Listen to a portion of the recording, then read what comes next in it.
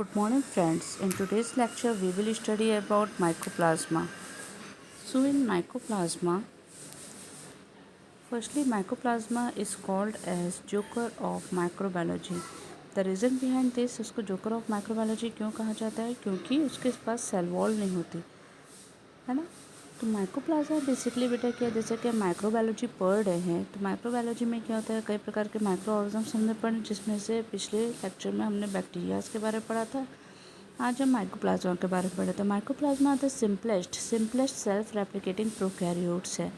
ठीक है बेटा, ये बेसिकली क्या है, सेल्फ रेप्लिकेटिंग प्रोकैरियोट है। Mycoplasma is considered as the smallest known cell. अगर अपने सेल बायोलॉजी की स्टार्टिंग में अगर आप देखेंगे तो आपको कुछ पॉइंट्स देखने को मिलते हैं कि स्मॉलेस्ट सेल, बिगेस्ट सेल, है ना। तो माइक्रोप्लाज्मा बेसिकली क्या है, स्मॉलेस्ट नोन सेल है of about 0.1 micron in diameter. सबसे पहले माइक्रोप्लाज्मा का जो डिस्कवरी है वो किसने किया था, पास्चर ने किया था in 1843 as a casual agent of pleuropneumonia of cattle called PPLO. Pleuropneumonia like organism भी इसको कहा जाता है पीपीएलओ। ठीक है। लेटर जो आपके 1898 में नोकार्ड एंड रॉक्स थे successfully obtain pure culture of this micro organism in bacteria. तो जो नोकार्ड एंड रॉक्स थे उन्हें सबसे पहले क्या किया, 1898 में प्योर कल्चर इस माइक्रो ऑर्गेनिज्म का निकाला। ठीक है, जिससे हमें इसके बारे में स्टडी करने के लिए पॉसिबल हो सका। Mycoplasma commonly found in soil में मिल सकता है आपको, हॉट स्प्रिंग में, सीवेज वाटर में, ऑल्सो आपको ह्यूमन में, प्लांट में और एनिमल में। ठीक है। So we are studying about mycoplasma. Mycoplasma एक सिंपलेस्ट सेल्फ रेप्लिकेटिंग प्रोकैरियोट है, स्मॉलेस्ट सेल है, about 0.1 micron in diameter. Discovered किया था किसने, पास्चर ने 1843 में as a casual agent of pleuropneumonia, इसलिए इसका नाम प्लूरोनिमोनिया लाइक ऑर्गेनिज्म ही भी पड़ा है। And then in 1898 Nocard and Roux ने सक्सेसफुली ऑब्टेन किया था pure culture of this microorganism in media.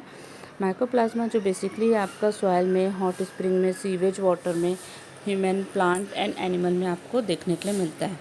Now next come to the classification. अगर हम क्लासिफिकेशन ऑफ माइक्रोऑर्गेनिज्म की बात करें तो on the basis of nutritional requirement अगर अपन इसको डिवाइड करते हैं तो हो जाएगा माइक्रोप्लाज्मा, एकोप्लाज्मा एंड थर्मोप्लाज्मा।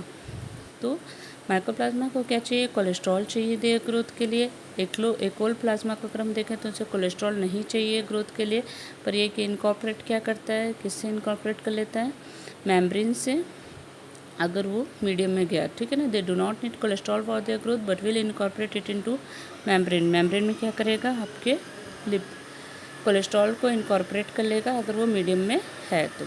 थर्मोप्लाज्मा इसको रिक्वायर्ड ही नहीं है कोलेस्ट्रॉल का ग्रोथ का, पर जैसे इसका नाम है थर्मोप्लाज्मा तो ये टेम्परेचर के ऊपर डिपेंड करता है। स्ट्रक्चर की अगर हम बात करें तो माइक्रोप्लाज्मा सेल कंटेन है प्लाज्मा मेम्ब्रेन। माइक्रोप्लाज्मा का जो सेल होता है बहुत ही सिंपल होता है।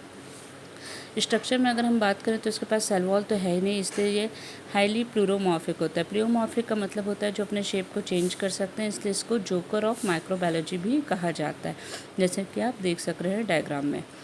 माइक्रोप्लाज्मा का सेल जो है बहुत सिंपल है, तो अब उसमें बस एक प्लाज्मा मेम्ब्रेन है, राइबोसोम है, आरएनए है, प्रोटीन है and double stranded circular DNA molecule present है। डायग्राम में आप देख सकते हैं राइबोसोम है, प्लाज्मा मेम्ब्रेन है, RNA, protein and double stranded DNA molecule. Taxonomically, the lack of cell wall is used to separate mycoplasma from other bacteria. अब bacteria से जो माइक्रोप्लाज्मा का बेसिक डिफरेंस है वो बेसिकली किस पर डिपेंड करता है, सेल वॉल पर। दे में भी ring like granular, coccoid, pear shape, filamentous etcetera. तो वैसे मैंने आपको बताया वो कई सारे शेप को ले लेते हैं। ठीक है। The colonies of mycoplasma have a characteristic round form with a thickened center and a delicate periphery like fried egg. They reproduce by vegetative means. Reproduce कैसे होते हैं, वेजिटेटिव मीन्स के bye binary fission and budding. ठीक है। तो structure बहुत ही simple है, बस plasma membrane, ribosome, RNA, protein and double stranded circular DNA molecule इसमें प्रेजेंट रहता है।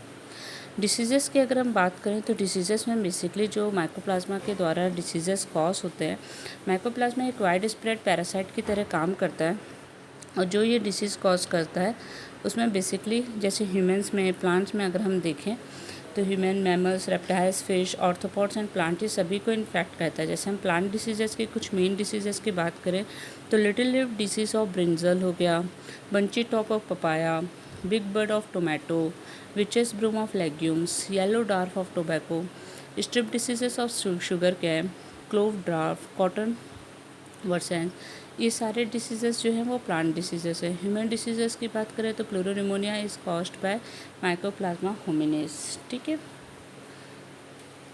Primary atypical pneumonia is caused by Mycoplasma pneumonia. Mycoplasma hominis and Mycoplasma fermentans cause infertility in men. Even infertility का भी कारण जो है Mycoplasma हो सकता है.